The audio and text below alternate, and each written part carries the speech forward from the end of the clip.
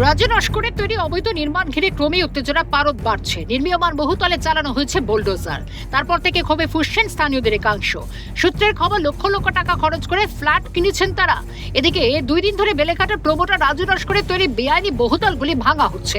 এমন পরিস্থিতিতে মাথার উপরে ছাদ হারিয়ে দিশেহারা অবস্থা তাদের।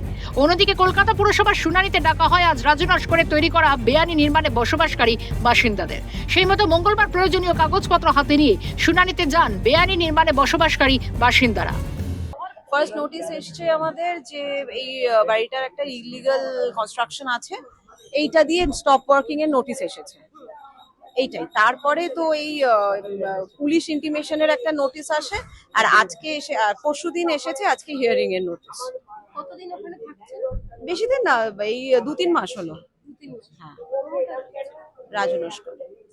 যখন কিনেছিলেন তখন আমরা কিনিনি, আমরা ছিলাম ল্যান্ড ওনার। আমরা জমিটা দিয়েছিলাম, তো তার উপরে উনি প্রমোটিং করেছেন। কতটা হ্যারাস হতে হচ্ছে? ডেফিনেটলি হ্যারাস হতে হচ্ছে। আজকে তো শুনানি করবে, এখন আমরা কিছুই বলতে পারবো না, আমাদের আগে হয়ে যাক, তারপর আমরা আপনার নোটিশটা কবে পেয়েছেন? আমরা রবিবার পেয়েছি। কলকাতা পুরসভার নোটিশকে ঘিরে তীব্র অসন্তোষ সৃষ্টি হয়েছে স্থানীয়দের মধ্যে। এমন পরিস্থিতি, আগামী দিনে যে কি হবে, কোথায় যাবেন তারা, সে চিন্তায় তাদের কুড়ে খাচ্ছে।